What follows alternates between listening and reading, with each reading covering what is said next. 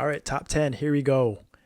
Um, yeah, I think the biggest question is the hardest question was where did I have, where's my class? Where did it go? Oh, right there. Where did I have Bishop? Right? And, but first we'll get into these, rounding out the top 10. Number 10, I had Thunderbreaker. Again, better version of Buccaneer, pretty good mobility. Survivability isn't great, but their lines, after remaster, their lines, their burst, their time leap, their mobility is very good. They have the 30-second iframe with their hyper, their 170 hyper. Yeah, it's just a great toolkit. Wait, am I? Do Thunderbreakers have time leap? Am I trolling? I don't think they have time leap. I'm still keeping them here. I think I have to remaster whether they have time leap or not. I'm sticking with it.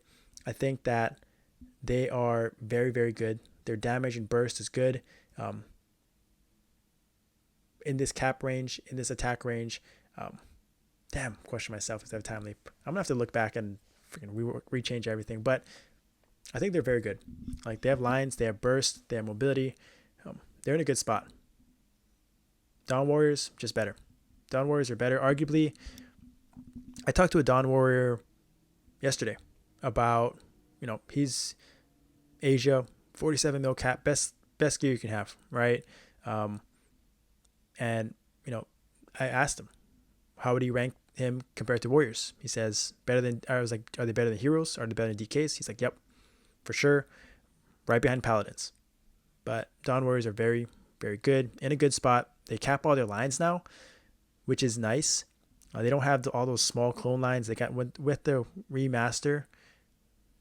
Their damage is just better. The skill percentages are higher. They're going to do more damage, and so that is why I got them in top 10 easily, in my opinion.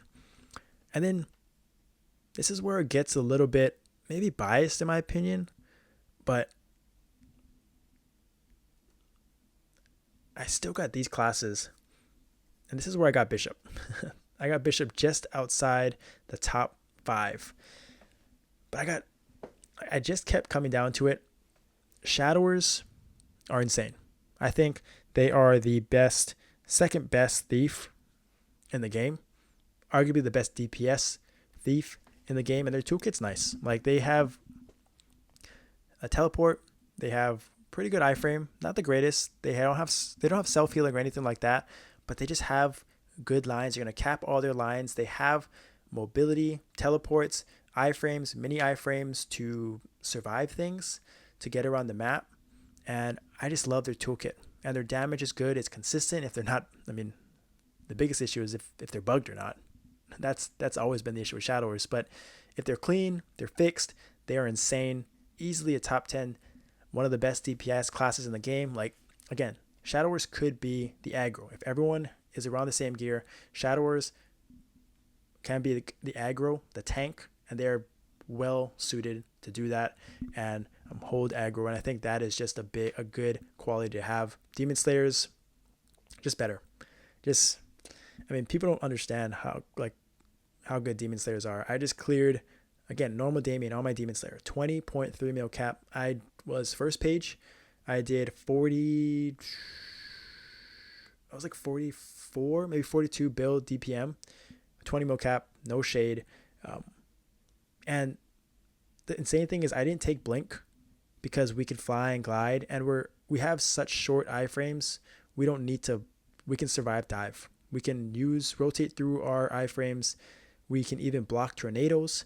And the best part about it is they have arguably the best support healing skill in the game, and that is their Leech Aura.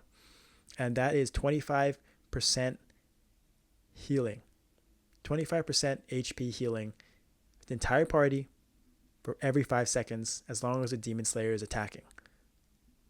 Demon Slayers already have passive healing as it is, because they're a demon and they're insane. So they're not going to die. They're going to be at 100% HP. They're going to be tanky, and they're going to be healing the entire party. So like one of the biggest things that helped us was when people were dealing with orbs and altars, Demon Slayers were actually healing the team on top of a bishop with Fountain, but that extra support healing at hard Damien level and at Lucid, trying to survive the Crescent, the sickle skills, things like that. It's such an underrated skill, and it's actually bugged right now where the healing doesn't show up on the healing charts. But I'm telling you, they are doing. I confirmed this with Rubido. They are healing and they are saving lives, and their damage is obviously insane. Very good, consistent, great aggros at this level. 30 mil cap, they may not cap all their lines, but I don't think it's going to matter. Like, their damage is easy to come by, a lot of passive lines. They got wide range of their attacks. Yeah, and they have a teleport again, so like they have their own blink skill that has no cooldown. So if there are orbs on one side, they can blink over, teleport right on top of the boss. Their mobility is very good, and so yeah, their toolkit is insane, damage wise, support wise. Yeah, it's easily top 10 class, one of the best DPS classes in the game. And then Bishop, got the Bishop. This was just such a hard. It's just so hard to where to put Bishop. Like, you could, like, if you said Bishop was, obviously if it's just straight DPS, they'd be at the bottom, right? No questions asked. But, and I was even thinking of scenarios like if you had two bishops at 30 mil cap, they could still do pretty decent damage, and then you would have multi-res, you would have benedictions forever, right? So you would never get stunned. You could have fountains, you could support the team, you could heal, you could have shells, Heaven's Door, like Peacemaker could be healing the entire team as well. Is just so much value. Advanced Blessing is a great party buff. Again, bishops DPS is not great. I'm actually surprised that they didn't get rebalanced damage wise. But when I was doing this ranking, every single class I was taking bishop over this class and this class and this class. Like, great DPS classes, I was taking the bishop over them because of how much value they provide. And I think I forget how useful bishop is, because teams are clearing normal Damien without bishops, right? Because they have these other classes these other great classes to offset it. But at the highest level, you need a bishop. Those Heaven's Doors are so underrated. Like, just extra lives throughout the fight add up. Gives you that extra confidence to do damage. Bishops are insane. If they ever get damage, which I think they will V4 apparently, and in KMSM and PC, I think they're good DPSers as well. Look out. Like, just look out. And they got Shade with the rebalance. And then rounding out the top 5, Shade and Lumi. Shades, 17 to 18k lines, gonna be insane. They have crit res, split, huge. Their damage is easy. They have a great backstep. They teleport. Knuckle is on altars, and he's insane. Usually the first one to get there. They have so much tools to survive. Self healing. They have iframes for Freud. They have their shielding ward that immunes attacks like half the time. Toolkit, insane. Party buffs, insane. Split is such a great skill. No surprise that Shades, even before this rebalance, would probably be a top 10 class, but after this rebalance, with their damage, which was the one thing holding them back, yeah, they're top 5 for sure. Lumi, I talked about aggros with Shadowers, Pathfinders, Buccaneers, they could be aggros. Lumis, if you have a Lumi, a good Lumi, aggro. Set it, forget it. Their line count is just insane. At this level, at this 30 mil cap, just disgusting class. That's all I have to say. They're going to be your aggro. And then rounding up the top 3. This is the order I got it. And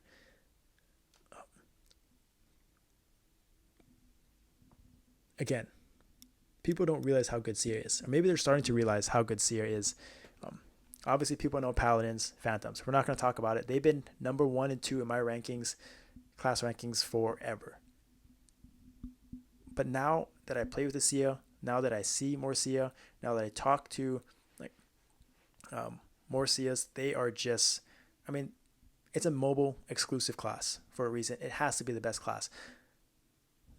Fun fact, the Don Warrior I talked to yesterday, I asked him who was the best DPSer, who beats him in DPS. Sia. He said Sia, full Absol, 28k Culvert, obviously doing insane in Guild Dungeon. Sia, Paladin, in Guild Honor Battle, Guild Dungeon, 1v1, same cap, same stats. Sia's being a Paladin. 60-second burst in Guild Dungeon. Facts. So they have the burst. They have the DPS. They have the lines. Their lines are 18, almost 19,000. The fact that they can be the best DPS and then they can be the best support class in the game, right? Their hourglass skill is the best support skill in the game. It saves lives. You've watched my content. My Damien saves dozens of lives without even going unnoticed. It's better than Heaven's Door. It's better than Sankro. It's better than Demon Slayer's Leeching Aura. Everything, right? Literally saves lives. You don't even get tombed. You don't even see it. It goes unnoticed. And it's forever, continuous, if you wanted to. So they could be the best support class in the game, the best DPS class in the game, and even if they're a mixture and balance of the two, they're still very, very good, right? And a good high skill cap CO that knows what he's doing, knows how to play his class, knows how to balance between DPS and support, or even it's just full support, even just full DPS, best class in the game. 30 mil cap, they're going to cap all those lines easily. And if there's one class that I'm taking, if everything were the same, honestly, if it was 20 mil cap CO, I'm taking the CO, right? There's no class that compares to what they can do in any sort of situation. And that is what I love about these top classes, right? They can provide so much value in so many different ways than just DPS, right? Phantoms are literally Sankro from Paladins, Shell, Benediction, heal better than Bishop. No, they don't have Benediction. Shell, heal better than Bishops. They can take Res. They can take Time Leap like a Buccaneer. They can take Meditation. They can take Monkey Magic. They can take so many skills, the best skills from all the best classes. Yeah, Phantoms better than Paladins without a doubt. Also, Paladins aren't going to cap all their lines at this stat. So, yeah, this is my ranking with those parameters. Level 240, 50k attack, 30 mil cap, 210k HP for Hard Damien and Lucid in April 2024, the current meta, after this rebalance. I want to hear your thoughts. I think my list is not perfect by any means. I think that I have my understanding of some of these classes, especially the lower tier classes, is general. The bare minimum to understand. I don't know their full toolkits. So I would love to know if you play any of these classes and think that they're better than I represented them. Let me know, because I just need to know. People need to know. But at the end of the day, I think the biggest takeaway is how many good classes there are. I got in the 20s to 30s range 3 iconic DPS thieves. Crazy, right? Like some people could have bishops in the 20s, 30s. I wouldn't argue with them, right? But it's just I value certain things more than DPS support, and I think that is the name of the game. The more you can do, the more you have in your toolkit, the more value you're going to provide to your teams, to endgame bossing, to DPS, right? If you can save lives, or if you can stay alive, it's huge, right? If you can do consistent DPS, how easy your DPS comes, huge. Love to hear your comments. Love to hear your thoughts. Thank you for watching. Sorry for being a day late on this. Had to come out with this banger. Had to let you guys know about this. Thank you for watching. I'll see you guys next time.